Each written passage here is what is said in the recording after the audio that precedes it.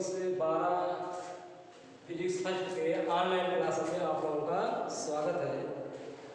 जैसा कि पिछले वीडियो में हम लोग अपवहन वेग धारा के संबंध के बारे में पढ़ा भी था और एक फार्मूला लिखा था I बराबर ANEVDE, उसको चाहे से भी लिखा बताया गया था, कैसे आपको बताया गया था। आज इस अपवहन वेग का संबंध किसके किसके साथ होता है उस पर हम लोग चर्चा करने चल रहे हैं। तो इसमें कुछ परिभाषाएं, छोटी छोटी परिभाषाएं और जो डेरिवेशन है, जैसे सबसे पहला है आपका धारा घनत्व।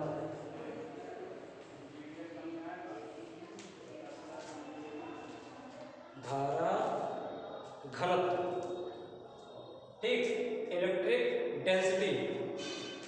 तो क्या है? Electric density. तो अपवहन वेग आप जान गए हैं, अपवहन वेग और धारा के संबंध भी आप लोग पढ़ लिए हैं। जैसा कि हमने पिछले वीडियो में आपको बताया था, एक फार्मूला निकाला था I बराबर NEAVD। इसका डेरिवेशन इसी के थ्रू आपको पढ़ना है धारा घनत्व। क्या पढ़ना है? धारा घनत्व। धारा घनत्व, इलेक्ट्रिक डेंसिटी। इसको पहले समझिए, धारा घनत्व तो है क्या? घनत्व तो आप जानते हैं, घनत्व किसे कहते हैं, ठीक है। जैसे किसी क्षेत्र में, किसी आयतन में कोई बस कितना उपस्थिति होगा, जैसे एक कमरा हो गया, कमरे का क्षेत्रफल, इस कमरे में कितने बच्चे बैठे हैं और बच्चे बटे इस क्षेत्र को भाग देते, क्या निकलता है? घनत्व। वही चीज तो यहाँ नहीं रहा से धारा घनत्व। तो जरा इसको समझने का प्रयास करें, धारा घनत्व तो है क्या, डिटेल में बढ़िया से। जैसे हम आकृति ले रहे हैं, 2-3 आकृति, उसके बारे में समझा रहे हैं, ठीक है। अब मान लेते कोई आकृति है, जैसे उसका क्षेत्रफल छोटा है। अब अगले आकृति में क्षेत्रफल थोड़ा क्या हो गया? बड़ा हो गया। अगले आकृति में क्षेत्रफल और बड़ा हो गया, ठीक है। क्षेत्रफल क्या हो गया? इसे और बड़ा हो गया। अब ये चालक है, ये चालक है और इसमें आवेशवाहक इलेक्ट्रॉन होंगे, आवेशवाहक इलेक्ट्रॉन होंगे और इसके साथ साथ अलग अलग चालक में पहले की धाराएं होंगी। मान लेते हैं थोड़ी देर में इसमें धारा I1 है और इसमें क्या है? I2 है। इसमें पहले वाली धारा क्या है? I3 है। तो इस क्षेत्रफल में जो पहली धारा I है, इसमें I2 है, एक है I3 है। अब इस I के 3 कंडीशन बनते हैं, हम तीनों लिख रहे हैं, आप जरा सोचिएगा एक मिनट, अभी इसका आंसर बताते हैं। I1 I2 greater than I3, या एक कंडीशन बन सकता है छोटा इससे छोटा है, इससे छोटा है, इससे छोटा है, या तीनों मान क्या होते हैं? बराबर I1 I2 I3। तो जरा आप बताइए, इस क्षेत्रफल में जो धारा बह रही है, कौन सा कंडीशन सही होगा? पहला सही होगा या दूसरा सही होगा या तीसरा? सबके दिमाग में आंसर आ जाना चाहिए, कौन सा सही हो सकता है मान, ठीक है। तो सोचिएगा, अभी मैं आंसर बता रहे हैं, अपना अपना आंसर सबके दिमाग में आ जाएगा। देखिए, आपको पढ़ाया गया है कोई भी चालक का होगा या कोई भी पाइप होगी, कोई भी यंत्र होता है, अगर जितना पानी इसमें बह रहा है, यंत्र को बढ़ा देंगे इतने, जैसे 10 लीटर पानी से 10 लीटर पानी इसमें तो भी बहेगा। अगर क्षेत्रफल और बड़ा कर देंगे तो 10 लीटर इसमें बह रहा है, क्योंकि आपको पाइप में नया पानी बना रहा है, ठीक है, या ना तो हम कोई नया पानी इसमें डाल रहे हैं। सेम उसी प्रकार आपका धारा होगा, जितना धारा इसमें बहेगा, ठीक, I1 I2 I3 तीनों क्या होंगे? बराबर होंगे। क्या होते हैं? बराबर होंगे। ये क्षेत्रफल बड़ा कितना क्यों ना कर दिया, ये तार की मोटाई बढ़ा देते हैं, पतला कर देते हैं, लेकिन धारा क्या बदल जाएगा? नहीं, धारा शब्द क्या रहेगी? I1 इसमें, I इसमें भी रहेगा, I इसमें भी रहेगा। तो हमारा एक मान निकल गया कि I1 I2 I3 तीनों में क्या होंगे? बराबर होंगे। तीनों क्या बहेंगे? बराबर होंगे, अर्थात I बराबर I तीनों क्या होंगे? बराबर होंगे, ठीक है। अब हम धारा घनत्व की तरफ बढ़ रहे हैं, थोड़ा ध्यान से देखिएगा इस बात को। इतना बात समझे कि तीनों में धारा क्या बहेगी? समान बहेगी। अब तीनों का क्षेत्रफल मान लेते हैं, क्षेत्रफल आपका A1 है, एक क्षेत्रफल क्या है? A2 है, एक क्षेत्रफल क्या है? A3 है। एक क्षेत्रफल A1 है, एक क्षेत्रफल A2 है, एक क्षेत्रफल A3 है। तो धारा तीनों बराबर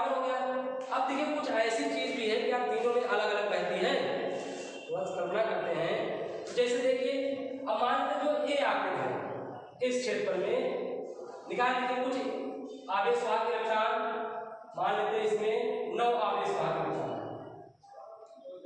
3 3 4 मान लीजिए 12 है।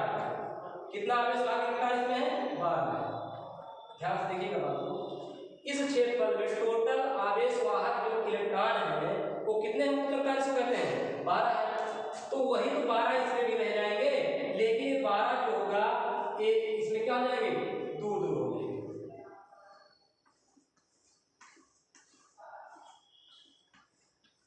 12 क्या हो जाएंगे इसमें? इलेक्ट्रॉन क्या होंगे? थोड़ा दूरी दूरी होंगे। क्यों होंगे? क्योंकि क्षेत्रफल ज्यादा हो गया तो इलेक्ट्रॉन क्या होंगे? काफी दूर दूर फैल गए। ठीक, यानी ये इलेक्ट्रॉन जो यहाँ पर क्या होंगे, इनकी बीच की दूरी बढ़ गई। इसमें क्या होंगे? और दूर दूर होंगे।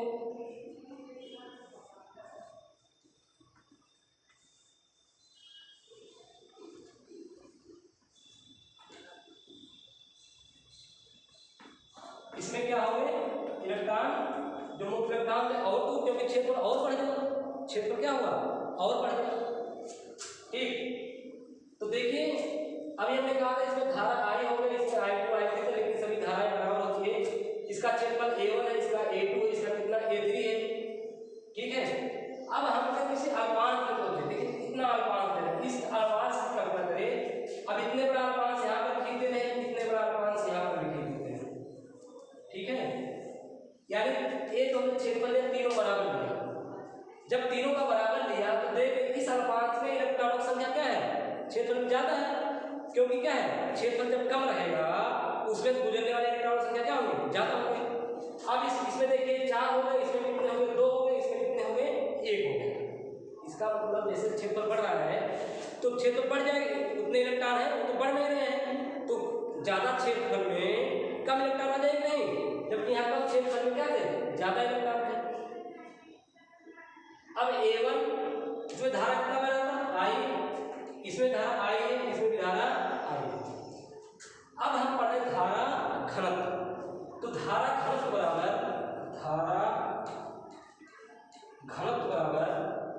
होता क्या है? ठीक, सबसे पहले धारा घनत्व हम J से लिखते हैं। किससे लिखते हैं? J से लिखते हैं। तो I बटे A मीन्स क्षेत्रफल, A मीन्स क्या है? क्षेत्रफल है, J मीन्स धारा घनत्व, I माने धारा है। अर्थात यहाँ हमारा ये लिख रहा कि इस क्षेत्रफल में कितना धारा बह रहा है, इस क्षेत्रफल में कितना धारा बह रहा है, उन्हीं दोनों के अनुपात को धारा घनत्व कहते हैं। अर्थात निकला J बराबर I बटे A, इसी को धारा घनत्व कहते हैं। अब तीनों का क्षेत्रफल अलग कर देते हैं। अगर यहाँ से हम I बाई A है, A हमारा क्या हो गया? J1 हो गया, सॉरी इसमें J1 हो गया, इसमें J2 बटे IA2 या J3 बराबर IA3। ठीक है, तो इसमें देखिए धारा समान है ना, लेकिन तीनों के धारा घनत्व क्या होंगे? अलग अलग होंगे कि नहीं? देखिए इसका आपको पढ़ाया गया, इसका हर कितने कम होगा अंश उतने ज्यादा होगा। तो इसमें A1 A2 A3 पता है, A1 से जो छोटा है इससे बड़ा A, इससे बड़ा A है, इसका मतलब इसका धारा घनत्व क्या होगा? ज्यादा होगा, कम होगा? इसका धारा घनत्व इसका क्या होगा? अधिक होगा। इसका उससे कम होगा, इसका उससे कम होगा। अर्थात धारा घनत्व की बात करें तो J1 greater than J2 greater than J3। ठीक, देखिए ध्यान से, अभी हमने कहा था इन तीनों में धाराएं क्या है? बराबर है, लेकिन क्या तीनों के धारा घनत्व बराबर है? नहीं।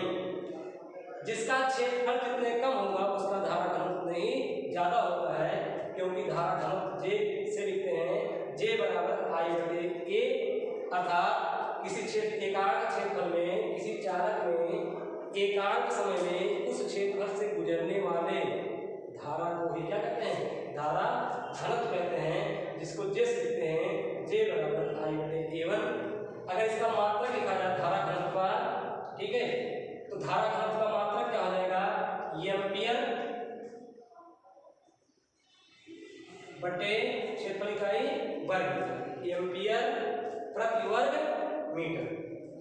अब क्योंकि धारा घनत्व अच्छी तरीके से हम जान गए हैं, हमने समझाया कि कैसे इसको क्षेत्रफल के हिसाब से आपको पढ़ा दिया कि धारा घनत्व मतलब किसी क्षेत्रफल से कितना मतलब आवेश वाहक इलेक्ट्रॉन के साथ वैद्युत धारा गुजर रही है, उसे क्या कहते हैं, धारा घनत्व कहते हैं। धारा घनत्व I/A होती है। अब इस धारा घनत्व की परिभाषा क्या हो रही है, ठीक है, तो लिखेंगे किसी चालक में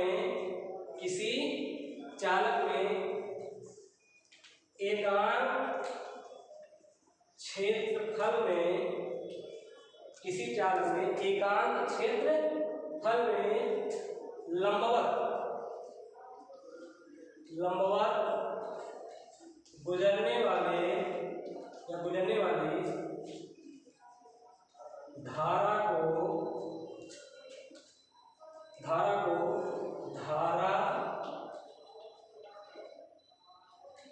घनत्व कहते हैं। क्या कहते हैं, धारा घनत्व कहते हैं। किसी चालक में एकांक क्षेत्रफल के लंबवत, यानी कोई क्षेत्रफल उसके लंबवत गुजरने वाली धारा को धारा घनत्व कहते हैं। जिसको किससे लिखते हैं, जे से लिखते हैं, जिसका मात्रा क्या होता है, एम्पियर प्रति वर्ग मीटर। अर्थात धारा घनत्व मात्रा क्या होता है, एम्पियर प्रति वर्ग मीटर। तो अगर आपसे पूछा धारा घनत्व में धारा सबके बराबर होती है, लेकिन धारा घनत्व सबके क्या होते हैं, अलग अलग होते हैं। वो डिपेंड करता है क्षेत्रफल पे। क्षेत्रफल जितने ज्यादा होगा धारा घनत्व में क्या होता है, कम होगा, क्योंकि हर में क्या है, ए का मान जितना ज्यादा होगा इसका मान उतने क्या आएगा, कम आता है, इसका मान उतने कम होगा, इसका मान उतने ही अधिक आता है। अब हमने लिख दिया किसी चालक में एकांक क्षेत्र में लंबवत गुजरने वाली धारा को धारा घनत्व। अब ये जो धारा घनत्व सदिश राशि है, कौन सी राशि है, सदिश राशि है। तो अगर सदिश राशि है तो इसको हम किस प्रकार लिखेंगे, वेक्टर जे बराबर I/वेक्टर ए, क्योंकि ये क्षेत्रफल है, सदिश राशि है। सदिश राशि का परिमाण के साथ इसका क्या होगा, दिशा होता है। क्यों होता है उसको जरा समझिए। जैसे मान लीजिए कोई क्षेत्रफल होता था, आपको पढ़ाया गया होगा एक क्षेत्रफल वेक्टर। क्या पढ़ाया गया था, क्षेत्रफल वेक्टर। क्षेत्र मान लीजिए ए है, क्योंकि क्षेत्रफल वेक्टर क्या होता है, इस क्षेत्रफल को सदिश रूप में दर्शाना, इस क्षेत्रफल को सदिश रूप में दर्शाना ये क्षेत्रफल वेक्टर कहलाता है। मान लेते क्षेत्रफल है, अब इसका वेक्टर एक है, इसकी दिशा क्या कर रहा है, दर्शा रहा है, तो यही क्या होगा, क्षेत्रफल वेक्टर हो गया। अब इस क्षेत्रफल वेक्टर में धारा बहेगी कैसे, ध्यान से देखिएगा इसको, धारा ऐसे इसमें बह रही है। धारा इसमें क्या हो रही है, बह रही है। धारा बहने का मतलब ये हो गया, सपोज करिए एक कोई तल है, अब इसी के लंबवत, इस तल के लंबवत गुजरने वाली, लंबवत गुजर रहा देखिए धारा कैसे गुजर रहा देखिए, एक चार्ट को लेते हैं। अब धारा देखिए ऐसे गुजर रहा है, और इसका जो क्षेत्र एकांक क्षेत्रफल वेक्टर है वो भी इसी दिशा में है। तो दोनों कैसे हैं, एक दूसरे के समांतर हैं, दोनों क्या है, एक दूसरे के समांतर हैं। अगर ये समांतर उनके बीच कोण कितना बनेगा, 0 अंश। कितना अंश बनेगा, 0 अंश बनता है, ठीक। तो देखिए हमने दर्शाया क्या, इसको बताने का मतलब है क्षेत्रफल वेक्टर किसे कहते हैं, आपको पढ़ा है। अब कोई क्षेत्रफल वेक्टर होगा तो इस सदिश राशि इसका मतलब इसी दिशा में बह रहा है, तो जे बराबर I/A वेक्टर ए हो गया, ठीक है। किस रूप में, सदिश रूप में हो गया। किस रूप में हो गया, सदिश रूप में। अब मान लीजिए अगर सदिश रूप में क्षेत्रफल जो है सीधा लंबवत ना रख के इसको हम इस प्रकार रख देते हैं। देखिए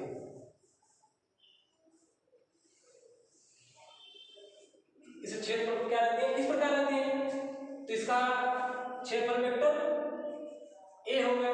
क्षेत्रफल का जो स्थिर वेक्टर है इस प्रकार हो गया, और इसमें जो धारा बहेगा देखिए ऐसे बह रहा है।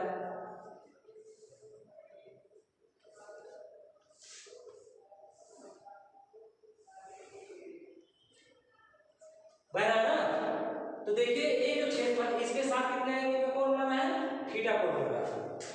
कितने का कोण बना है, थीटा बना है। यहाँ पर जो निकला है ये क्या निकला है, ये निकला है थीटा, ठीक, यहाँ से हम इसको I बराबर में लिख सकते हैं, I बराबर vector J into vector A। आपको पढ़ाया गया होगा दो सदिशों का स्केलर गुणन क्या होता है, अदिश होता है। देखिए इसका गुणनफल अदिश है कि नहीं। अब देखिए ये कितने के कोण बना रहा है, थीटा। तो इसके हम घटक निकालते हैं, घटक ना निकालना आता आप सीख लीजिए घटक निकालना। मान लीजिए स्थिर सदिश वेक्टर A है, इसको थीटा घटक में कैसे बांटते हैं, सिंपल वेक्टर A को स्थिर सदिश या वेक्टर के रूप में कैसे बांटा जाता है, इसको ध्यान से देखिए।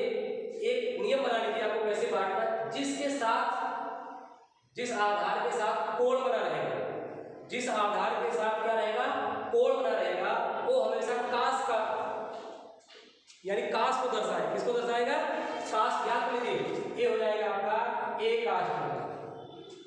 जिस आधार के साथ थीटा लगा होता है वो हमेशा क्या हो जाएगा, काश। बाकी जो बचता है वो क्या हो जाएगा, साइन, A साइन थीटा। अब इसी को अगर इस तरह दर्शा देते हैं, देखिए थीटा कोण इधर हो गया, थीटा कोण क्या हो गया, यहाँ हो गया। अगर थीटा कोण यहाँ हो गया तब A क्या इसका घटक क्या हो जाएगा, A काश थीटा, वेक्टर A वाला था, और क्या हो जाएगा A साइन थीटा। बात को समझ गए होंगे। जिस आधार के साथ एक थीटा लगा रहेगा वो घटक हमेशा क्या कहलाएगा, काश। बाकी दूसरा घटक क्या हो जाता है, A साइन थीटा। नहीं निकालना जानते थे, यहाँ से आप उसको सीख सकते हैं। तो देखिए ये जो धारा था इसके साथ कितने अंश का कोण बना रहा है, थीटा अंश का कोण बना रहा है। अगर थीटा अंश का कोण बना रहा है तो ये जो घटक हो जाएगा इसका क्या हो जाएगा, A cos थीटा। अगर A cos थीटा हो जाएगा तो आपको बताया गया है I बराबर जे ए cos थीटा। क्या हो जाएगा, I बराबर जे ए cos थीटा। तो देखिए इसके घटक हैं, क्या है, घटक है। अर्थात इसका रूप जो होता है इस प्रकार होगा, अर्थात कोई क्षेत्रफल होगा, कोई क्षेत्रफल होगा। अब उस क्षेत्रफल और धारा के बीच कितने अंश का कोण बन गया, समझिए 90 अंश का। कितने अंश का कोण बन जाता है, 90 अंश का। जब 90 अंश का हो जाएगा तो क्या हो जाएगा, लंबवत और समांतर हो जाता है। ठीक है, इसमें दो चीज होती है। हमने निकाल लिया धारा घनत्व पहले निकाला, और धारा घनत्व सदिश रहा, इसको सदिश रूप में व्यक्त कर दिया। ठीक है, अगर वो समांतर अर्थात पैरेलल 90 अंश ना होंगे, उसके समांतर पैरेलल 90 अंश दोनों एक ही हैं। अब ये बताया थोड़ी देर पहले, देखिए चाहे एक क्षेत्रफल के समांतर है और चाहे एक क्षेत्रफल के क्या है, लंबवत, दोनों एक ही बात है। समांतर लंबवत क्षेत्रफल के क्या है, I का संबंध एक ही है। तो I बराबर एक वेक्टर रूप में हो गया, और बिना वेक्टर रूप में क्या आ जाएगा, I बराबर जे cos थीटा। जब कभी क्या बनाएगा, कोण बनाता है। ठीक है, तो ये हो गया सदिश रूप में धारा घनत्व के बारे में करके बताया। किसी चालक के कारण क्षेत्र के लंबवत विद्युत धारा को धारा घनत्व कहते हैं, इसको किसी लेकिन देश कहते हैं। इसका सदिश राशि है, इसका मात्रक एम्पीयर प्रति वर्ग मीटर होता है। सदिश रूप में कैसे होता है, एंगल में कैसे होता है, घटक कैसे निकालते हैं, ये सब आपको हम बताएंगे। ठीक है, तो समझ हमारी बात को आप समझे होंगे। हम आगे बढ़ते हैं इसके और देखते हैं आगे धारा घनत्व के बाद से क्या है।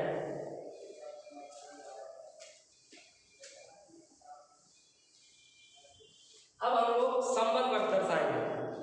क्या दर्शाएंगे, संबंध दर्शाएंगे। अब देखिए धारा घनत्व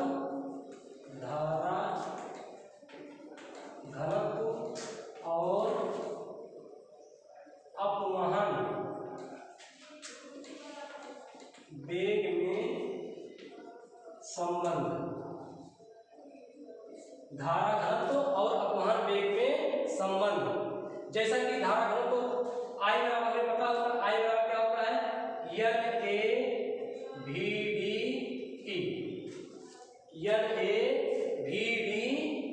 होता है ना। अब हमें निकाला धारा घनत्व और अपवहन वेग में संबंध।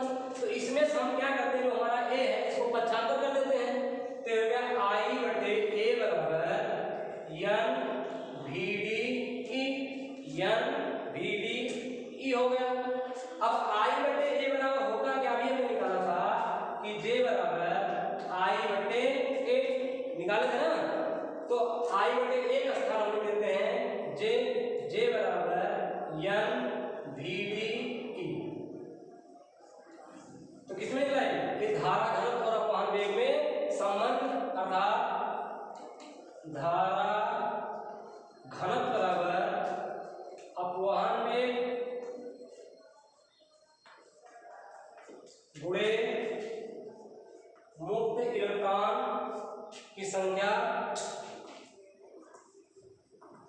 की संख्या गुणे इलेक्ट्रॉन पर आवेश, इलेक्ट्रॉन पर आवेश।